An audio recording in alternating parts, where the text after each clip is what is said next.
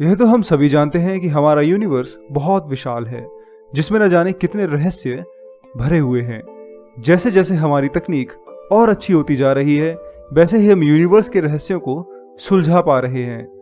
हालांकि तकनीक के और एडवांस होने के साथ यूनिवर्स के हमारे पुराने कॉन्सेप्ट भी बदल रहे हैं। वैज्ञानिकों को यूनिवर्स पर अध्ययन करते हुए सैकड़ों साल हो चले हैं, पर आज भी ऐसे रहस्य हैं जिनके सामने आते ही उनकी दिन रात की नींद उड़ जाती है। ऐसा होना भी आम है, क्योंकि यूनिवर्स बड़ा ही इतना है और हम उसके एक छोटे से कोने में ही रहते हैं। देखा जाए तो हमारी अर्थ, जहां हम रहते हैं, इसी यूनिवर्स की एक छोटी सी चीज भर है, पर यह भी हमें आज तक समझ नहीं आई है।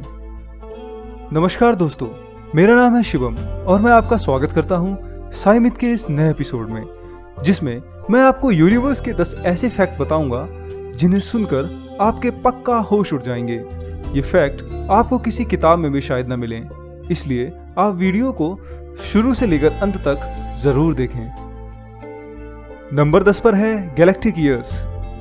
हम सभी जानते हैं कि पृथ्वी पर एक वर्ष 365 दिन का होता है, पर ब्रह्मांड में एक गैलेक्टिक वर्ष भी होता है। जिस तरह पृथ्वी को सूर्य की परिक्रमा करने में 365 दिन लगते हैं, तब जाकर एक साल बनता है, ठीक उसी तरह हमारे पूरे सौरमंडल को हमारी आकाशगंगा का एक चक्कर लगाने में जो समय लगता है, उसे ही गैलेक्टिक वर्ष या गैलेक्टिक ईयर कहते हैं। आपको जानकर हैरानी होगी कि हमारे सौरमंडल को आकाशगंगा का एक पूरा चक्कर लगाने में 23 करोड़ साल लगते हैं।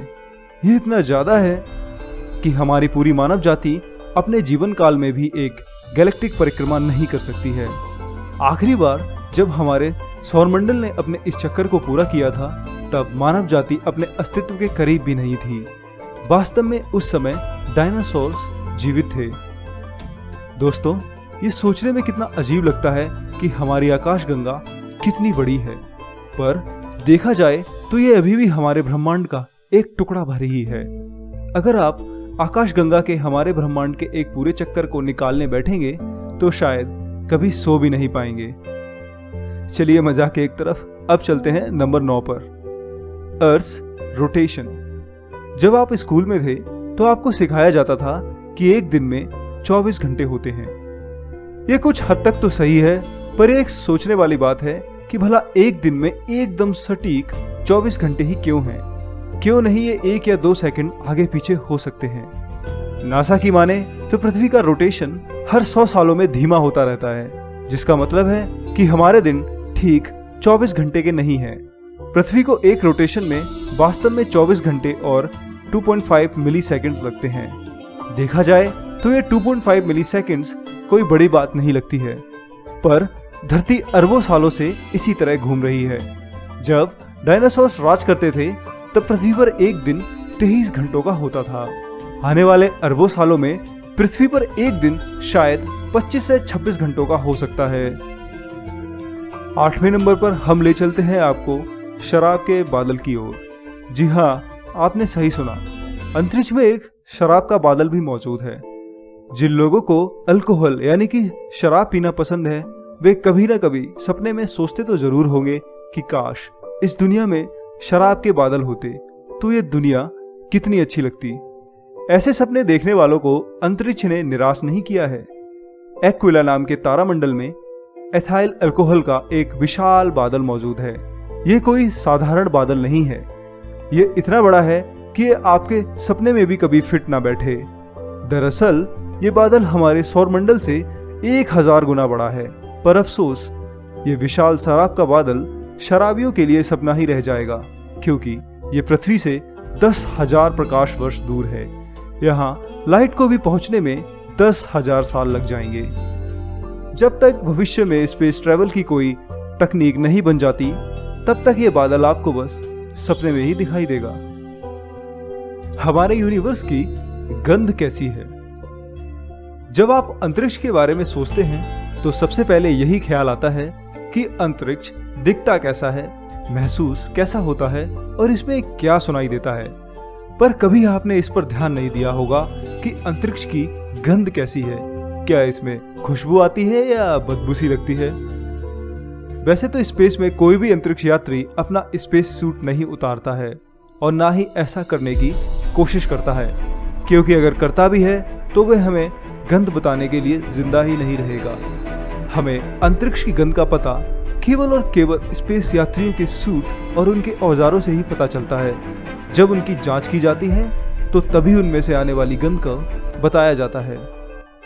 मैक्स प्लैंक इंस्टीट्यूट के वैज्ञानिकों ने अपनी एक रिसर्च में कहा है कि आकाशगंगा का केंद्र एक स्ट्रॉबेरी की तरह महकता है।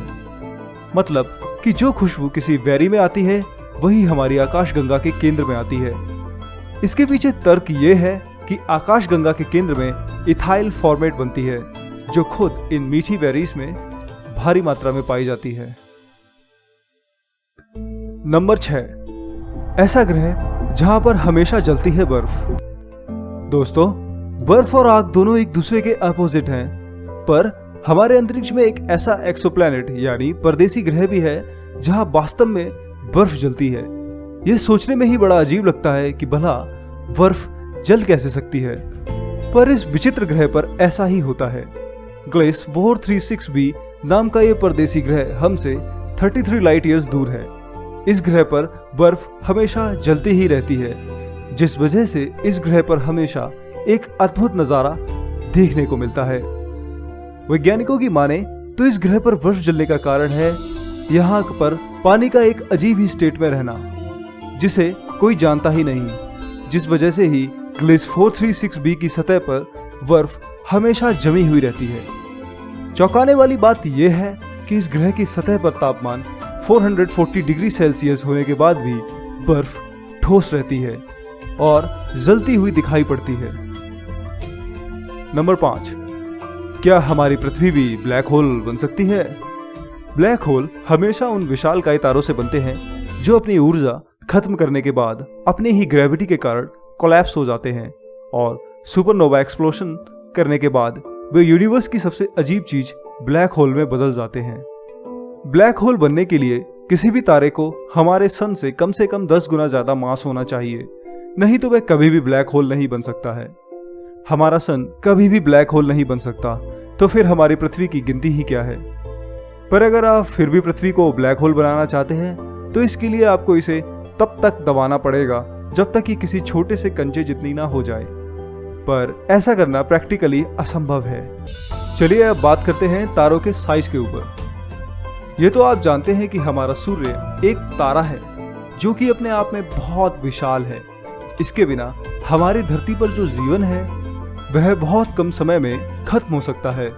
हमारा सूर्य इतना बड़ा है कि इसमें 10 लाख पृथ्वी समा सकती हैं। ब्रह्मांड में सूर्य से भी कई गुना बड़े तारे हैं। कुछ तारे इतने बड़े हैं कि आप उनके आकार को जानकर ही हैरान रह जाएंगे। हमारे सूर्य का पड़ोसी तारा खुद दुगना बड़ा है।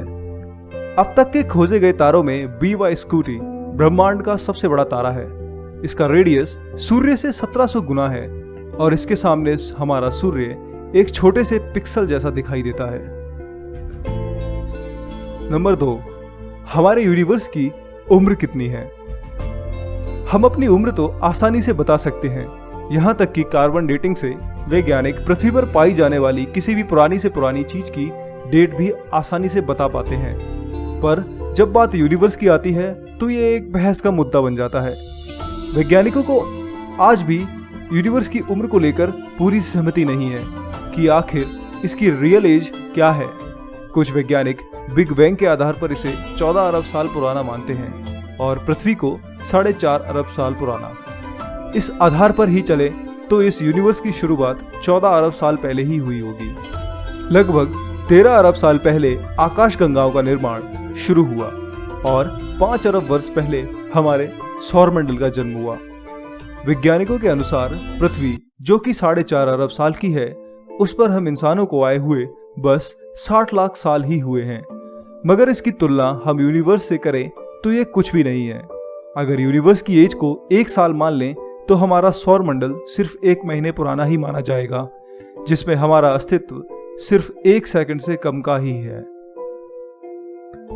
नंबर 1, यूनिवर्स जिसे हम कभी जान नहीं सकते। हमारा यूनिवर्स यानी ब्रह्मांड बहुत ही बड़ा है। ये इतना बड़ा है कि किसी की कल्पना में भी नहीं समा सकता। ऐसे विशाल यूनिवर्स में कई ऐसी चीजें हैं जिन्हें हम खोज नहीं सके हैं। ये चीजें हमें दिखाई नहीं देती हैं और ना ही हमारे वैज्ञानिक उपकरणों और इलेक्ट्रोमैग्नेटिक तरंगों से पकड़ में आती हैं। वैज्ञानिकों ने इन्हीं रेडियो, इंफ्रारेड और एक्सरे तरंगों के द्वारा ही यूनिवर्स के कई बड़े राज खोले हैं।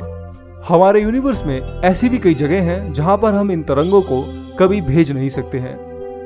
डार्क मैटर भी इन्हीं में से एक है, जो ना तो किसी तरह की तरंग को सोखता है और ना ही छोड़ता है। इसे किसी भी तरह से देखा ही नहीं जा सकता। हम तरंगों को लाइट की स्पीड से ज्यादा तेज भी नहीं भेज सकते। तो इस वजह से कई ऐसे ऑब्जेक्ट्स हैं जिन्हें हम अपने मानव जाति के काल में शायद कभी देख ही ना पाए। कहने का मतलब है कि हमारा विज्ञान अभी इतना पीछे है कि यूनिवर्स के कई बड़े राज दबे के दबे ही रह गए हैं। पर हमें उम्मीद नहीं छोड़नी चाहिए। आने वाले समय में वैज्ञानिक शायद इतनी तरक्की कर लें कि यूनिवर्स के और कई बड़े बड़े राज वह आसानी से उजागर कर सके। दोस्तों, इस वीडियो में इतना ही। आपको यूनिवर्स का कौन सा फैक्ट या रहस्य ज्यादा अच्छा लगा, हमें कमेंट करके जरूर बताएं और इस वीडियो को अपने दोस्तों में जमकर शेयर करें। अब अंत में आपके लिए एक सवाल छोड़कर हम चलते हैं। क्या आप पश्चिमी वैज्ञानिकों की बिग बैंग थ्योरी को सही मानते हैं? अगर मानते हैं तो कमेंट करके जरूर बताएं कि इसके पीछे आपके क्या तर्क हैं, और अगर नहीं मानते हैं तो भी बताएं, तो कमेंट करना ना भूलें। दोस्तों, अगर आप इस चैनल पर नए हैं तो इसे सब्सक्राइब जरूर करें, ताकि हम आपको ऐसे ही बेहतरीन विज्ञान और रहस्यों से जुड़े वीडियो देते रहें। धन्यवाद। आपका साथी शिवम।